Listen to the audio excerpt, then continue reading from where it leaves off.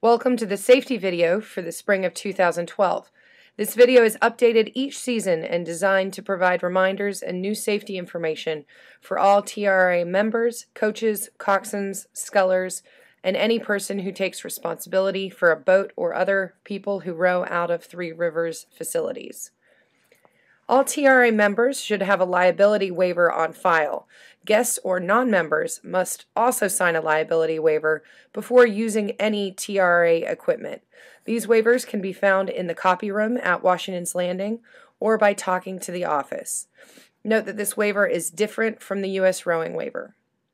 All TRRA members and participants of any TRRA program also need to demonstrate that they are comfortable around the water by completing a TRRA swim test.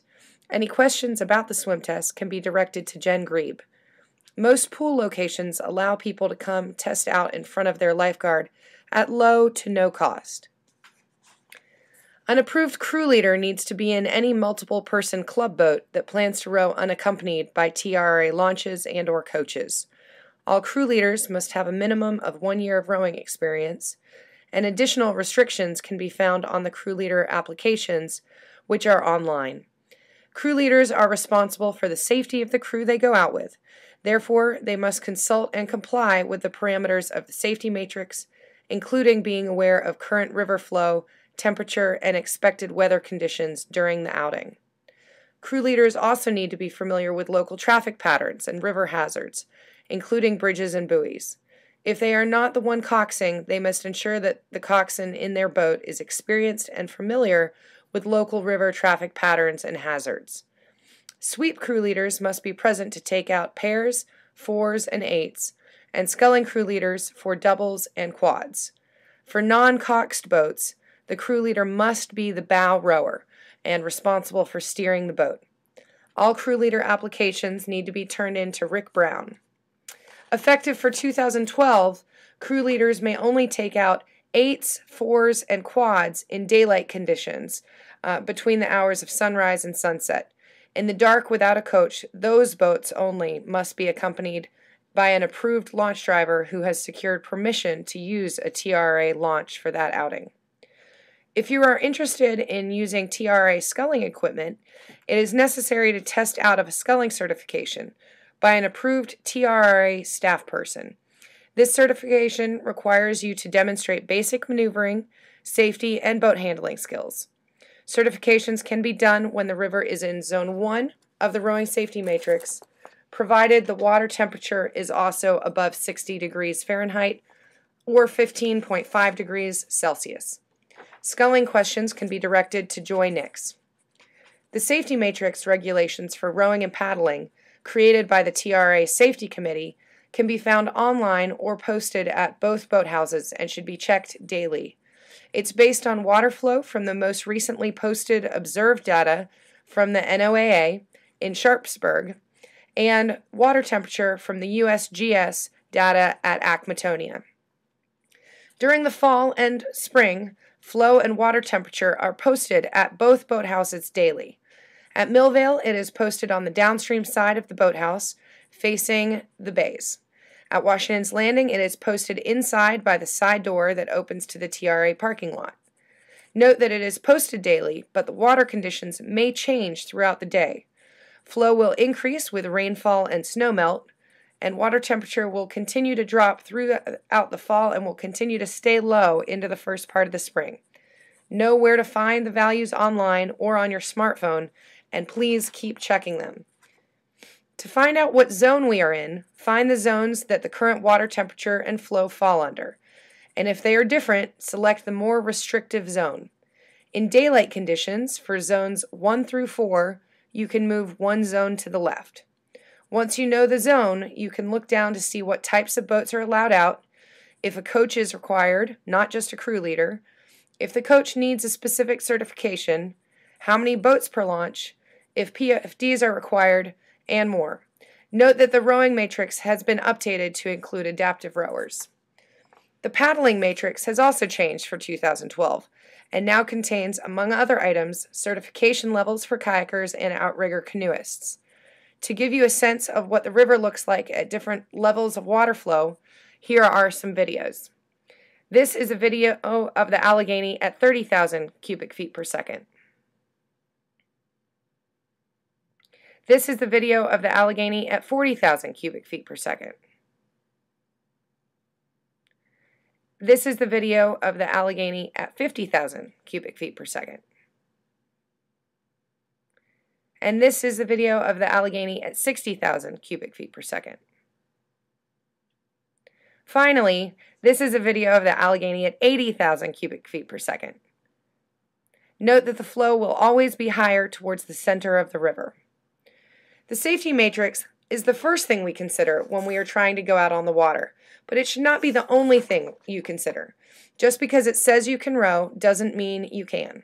There are plenty of other weather and water conditions that can keep us on land.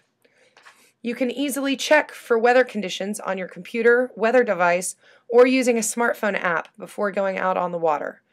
Remember that wind going against the flow, in our case from west to east, can create dangerous whitecaps. It can also be difficult to row or paddle even if the wind is blowing downstream when it's over 10 miles per hour. If there's a storm, remember to wait to have at least 20 minutes clear of thunder or lightning before launching. If it's raining or cold, it may be possible to go on the water, but to prevent the risk of hypothermia, make sure your crew is wearing appropriate clothes to row, cox, or be in a launch so that they stay as dry and warm as possible. Remember to not row in fog unless the visibility to shore is at least 100 yards. There are certain times of the season when there will be an increase in water traffic. There may be times when it is not wise to go on the main river. Use common sense. If you have the slightest doubt about going out, do not go out or do not row very far from the boathouse. Watch for gathering clouds, changes in wind speed and direction, temperature changes, or other boats returning home. Before crews go on the water each season, all team members should view the U.S. Rowing Safety Video.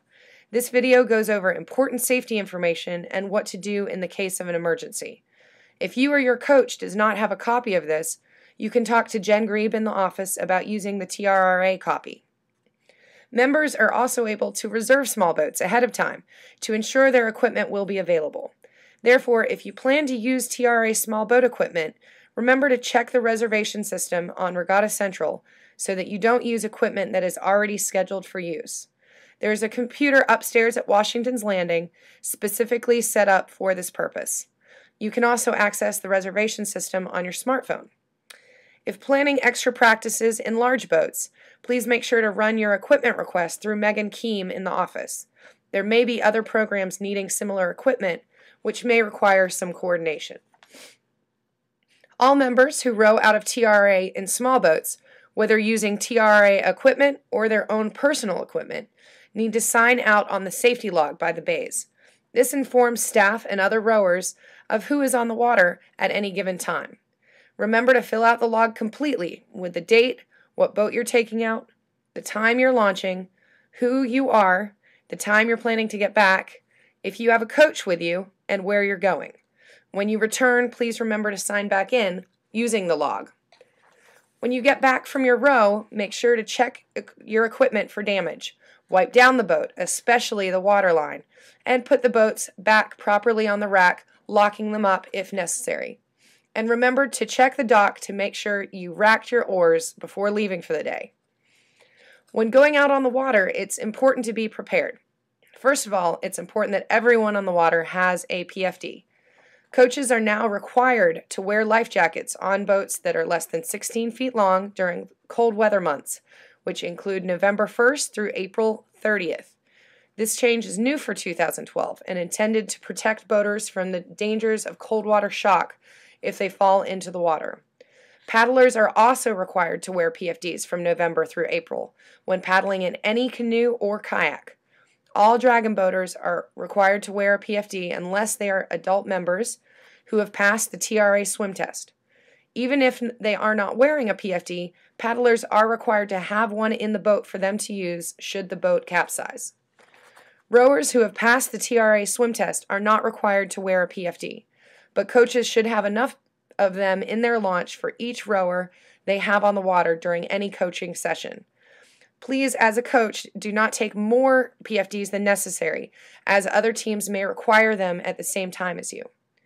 Coxswains should also have a PFD with them in the coxswain seat. Note, please do not open PFD bags that are used for the launches, as those are filled to specific quantities. Rather, use the loose jackets that are not in the bags. These are general rules, but note that the safety matrix may require rowers or paddlers to wear PFDs at other times. If you will be on the water before sunrise or after sunset, remember that lights are required. For rowing shells, all lights are white with a flashing light in the stern and a steady light in the bow. Bow lights must always be fixed to the boats for all shells. The stern lights must be fixed to boats except for stern-coxed boats. Coaches, launches, and dragon boats have a different standard for boat lights. On the bow, they need to have red and green lights, green for starboard, red for port. In the stern, they must have a steady white light. New for 2012, all coaches operating out of TRRA facilities shall carry and employ a handheld spotlight before sunrise and after sunset for the purpose of illuminating river hazards, such as buoys and debris, and to signal other crafts on the water, including barges and other motorized craft. Coaches should be prepared for emergencies. In their launch, they should have PFDs for each rower and coxswain, enough gas to support the practice, a cell phone, and space for rowers should a rescue be needed. Please also make sure that your boat has a paddle.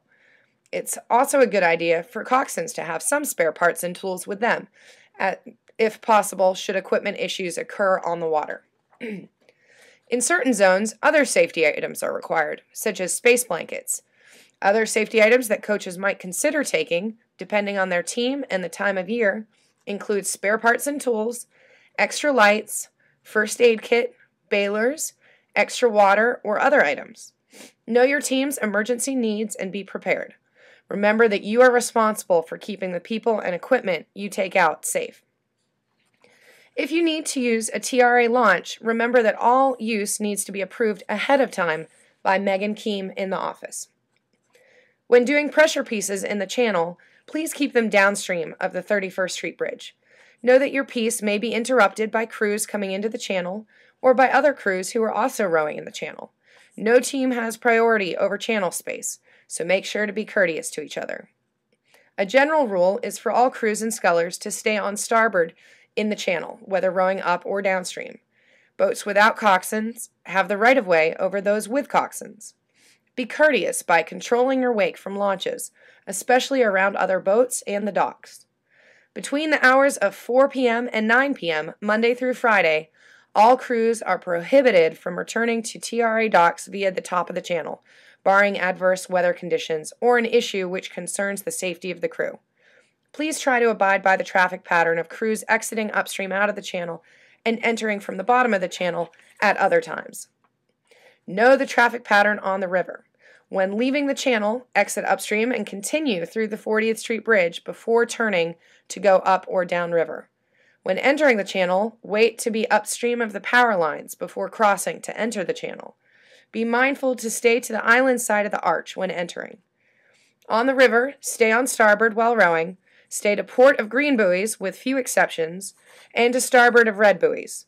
Know which arches to go through up versus downstream, and know where shallow areas are and how to avoid them. In general, be predictable with your movement, so other boats and crews know how to maneuver around you as needed. If you would like a more detailed traffic pattern refresher, please watch the TRRA traffic pattern video located online. Around marinas, try to keep launches that create wake as far away as possible from the docked boats while maintaining traffic pattern. Also have crews stay 30 or more feet away to have room to react should a boat come in or out from the docks. Be respectful and avoid using megaphones, especially battery-powered ones, around houseboats, houses, or condos along shore. As a reference, a typical barge is almost 400 yards long and 35 yards wide. They have a white light in the back and green and red lights in the front. There are typically no lights the length of the boat. They also have very low visibility around turns. Please be careful to stay clear of their path. Do not cross in front of one if its bow is within 1,000 meters of you. Docking has priority over launching. If other crews are trying to dock or launch, please walk your boat to the farthest end. Tie in on the water if crews are waiting. And be courteous to other teams, coaches, rowers, and coxswains on land and on the water. No one's perfect, but if we help each other out and communicate clearly, things will be safer and faster on the docks. When docking, scullers, coxswains, and bows should remember it is better to miss the dock and/or ask for help than hit the dock and damage equipment. Be careful and come into the dock slowly. Should a boat capsize or swamp, coaches and crew leaders should immediately account for your crew and distribute PFDs as needed. Please also call 911 for help. This links to river rescue. Remember to stay with the boat and know the landmarks around you in case you need to give instructions on how help can find you. Once in the water, you can roll the boat to use the hull as a flotation device. This is necessary because composite oars take on water and therefore float for only a short period of time. One of the greatest risks of rowing early in the spring is for hypothermia. Coaches should refresh themselves on how to handle these situations and be prepared for them. Remember to report damage and unsafe practices. Try to fill these forms out at the time the damage occurs or is noticed, or at the time of the incident. Incident report forms are available online or next to the side door to the youth bays.